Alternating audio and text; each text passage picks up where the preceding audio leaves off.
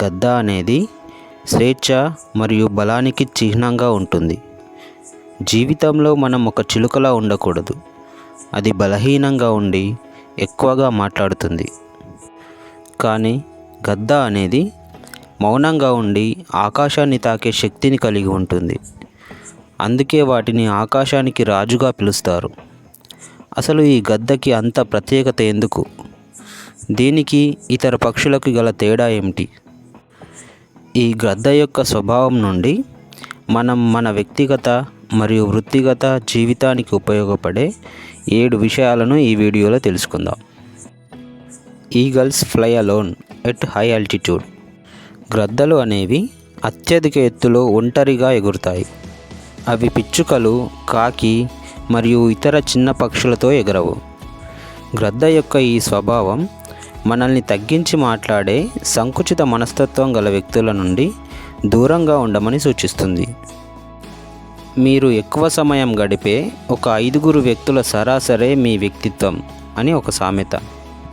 అందువల్ల మన లక్ష్యాలకు విలువనిచ్చే మరియు వాటిని సాధించేందుకు సహాయపడే వారి మధ్యలోనే ఉండాలి. Eagles have a long vision and focus. గ్రద్దలకు దీర్ఘదృష్టి మరియు ఏకాగ్రత ఎక్కువ. అవి స్పష్టమైన దృష్టిని కలిగి ఉండి ఆకాశం నుండి సుమారు 5 కిలోమీటర్ల వరకు కూడా చూడగల సామర్థ్యాన్ని కలిగి ఉంటాయి. దానికి ఎన్ని అడ్డంకులు వచ్చినా సరే తన ఆహారం తనకు అందే వరకు తన దృష్టిని మరల్చదు. అదేవిధంగా మనం ఏం సాధించాలనుకుంటున్నామో దానిపై స్పష్టత ఉండాలి. ఆ స్పష్టత మనలో ఉన్నప్పుడు దానికి పని చేయడం సులభమవుతుంది. ఆ పనిలో నమ్మకం మరియు పట్టుదల ఉన్నప్పుడు సందేహాలు, ఇబ్బందులు అనేవి మన మార్గంలో అడ్డుపడవు. Be fearless. నిర్భయంగా ఉండడం. గద్దలకు భయం అనేది ఉండదు. అవి వేటాడాల్సిన జంతువు పరిమాణంలో పెద్దదైనా బలమైనదైనా వాటికి లొంగిపోవు. గెలవడానికి తమ సాయశక్తులా ప్రయత్నిస్తాయి. అలాగే మన సమస్యలు ఎంత పెద్దవైనా వాటి బలానికి మనం లొంగిపోకూడదు. వాటిని పరిష్కరించడానికి లేదా అధిగమించడానికి నిరంతర పోరాటం చేయాలి. విజయవంతమైన వ్యక్తులు వారికి ఎదురైన సమస్యల నుండి దూరంగా పారిపోక వాటిని నిర్భయంగా ఎదుర్కొని ఉంటారు. వాటిని తాము ఎదగడానికి ఒక అవకాశంగా మలుచుకుని ఉంటారు. Eagles are courageous and adaptable. గ్రద్దలు తుఫానును ఇష్టపడతాయి. మేఘాలు కమ్ముకున్నప్పుడు అవి ఉత్సాహంగా పైకి ఎగురుతాయి. అవి తుఫాను గాలిని ఉపయోగించుకొని ఆకాశంలోని మబ్బుల పైకి ఎగరగలవు. పెద్ద తుఫానును ఎదుర్కొని పైకి ఎగిరిన వాటి రెక్కలకు విశ్రాంతి దొరికి అక్కడున్న ప్రశాంతతను ఆస్వాదిస్తాయి. కానీ మిగిలిన పక్షులన్నీ వర్షం నుండి తమను తాము రక్షించుకోవడానికి చెట్ల కొమ్మలు మరియు ఆకులలో దాక్కుంటాయి.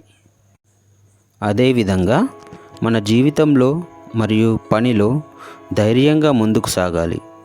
మనకు ఎదురైన సమస్యలను భయపడకుండా ఎదుర్కొని వాటిని మన ప్రయోజనం కోసం ఉపయోగించుకోవాలి. Eagles never eat dead meat. గద్దలు ఎప్పుడూ చనిపోయిన మాంసాన్ని తినవు. ఇతర జంతువులు తినగా మిగిలిన మాంసం కోసం ఆశపడవు. అవి వాటి ఆహారాన్ని స్వయంగా సంపాదించుకుంటాయి.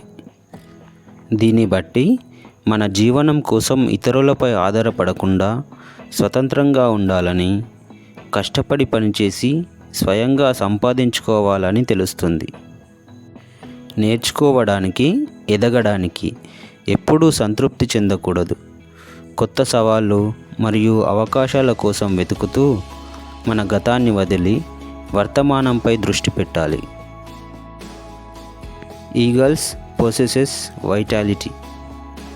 గ్రద్దకి ముసలితనం వచ్చినప్పుడు వాటి ఈకలు బలహీనంగా మారి అది ఎగరాల్సినంత ఎత్తులో మరియు వేగంగా ఎగరలేదు.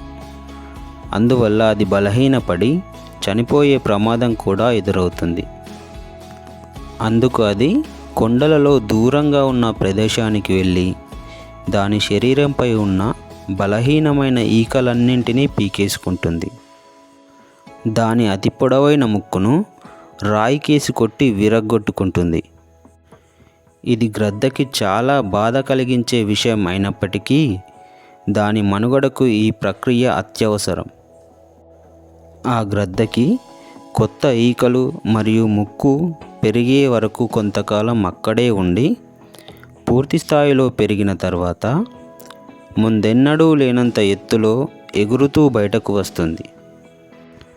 అదేవిధంగా మన జీవితంలో ఎదుగుదల ఆగిపోయినప్పుడు మనకు భారం కలిగించే పాత అలవాట్లు మరియు నమ్మకాలు వదిలించుకోవడం బాధాకరమే అయినప్పటికీ తీవ్రమైన మార్పునకు సర్వదా సిద్ధంగా ఉండాలి. మనల్ని వెనక్కి నెట్టేసే లేదా క్రిందికి లాగేసే వాటిని వదిలించుకోవాలి. ఒక సమస్య వచ్చినప్పుడు సరైన సమయం తీసుకొని ఆ సమయాన్ని మనల్ని మనం మెరుగుపరుచుకోవడం కోసం ఉపయోగించుకోవాలి. Eagles never live in their comfort zone. గ్రద్దలు చాలా తెలివైనవి. ఎగరడానికి మరియు జీవించడానికి తమ పిల్లలకు ఎలా శిక్షణ ఇవ్వాలో వాటికి బాగా తెలుసు.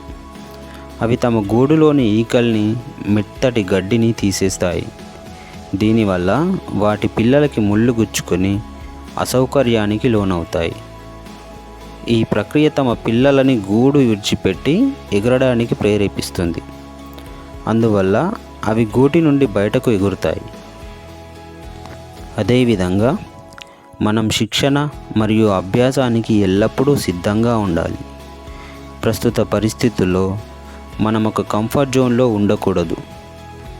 మనలోని నైపుణ్యాలను మెరుగుపరుచుకోవడానికి కొత్త అవకాశాలను వెతకాలి.